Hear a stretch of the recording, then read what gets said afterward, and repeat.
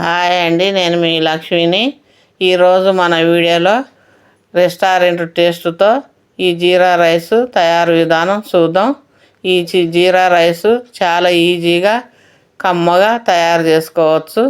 ఈ జీరా రైస్ అప్పుడప్పుడు పిల్లలకు లంచ్ బాక్స్లో పెట్టనీకే, మనం తినాలి అనిపించినప్పుడు తిననీకే చాలా తొందరగా చేసుకొని దీన్ని తినవచ్చు.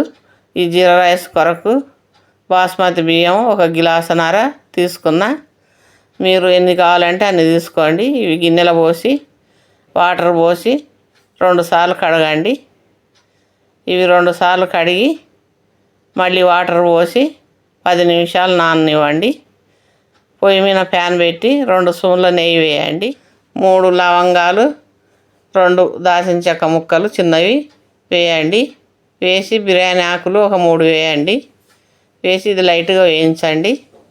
ఇది లైట్గా వేగిన తర్వాత 2 స్పూన్ల జీలకర్ర వేయండి. ఇది కూడా లైట్గా వేయించండి. ఇప్పుడు పచ్చిమిర్చి 6 పచ్చిమిర్చి ఇలా కట్ చేసి వేయండి.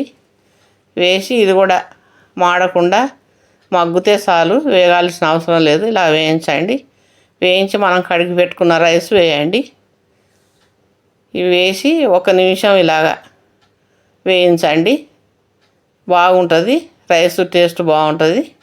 ఇలా వేయించి ఇప్పుడు వాటర్ నేను పోసుకున్న బియ్యం గ్లాసున్నర, 3 గ్లాసుల వాటర్ ఇది కొంచెం వేడి చేసి పోయాలి.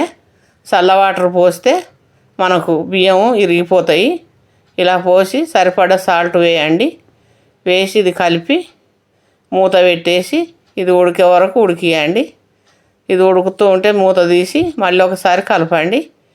కలిపి ఇది మూత లేకుండా ఇలాగే ఉడికియండి దగ్గరికి అయ్యే వరకు. ఇలా దగ్గరికి అయిన తర్వాత ఇప్పుడు కొత్తిమీర వేయండి.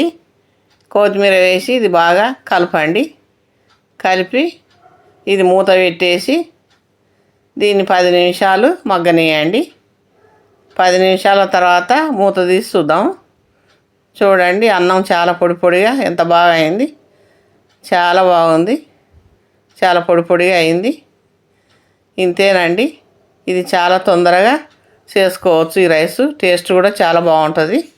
దీంట్లో ఏ కూర అయినా కూడా బాగుంటుంది. పప్పు కానీ, ఆలుగడ్డ కూర కానీ, వంకాయ కూర, చికెను, మటను ఏ కూర వేసుకున్నా చాలా బాగుంటుందండి.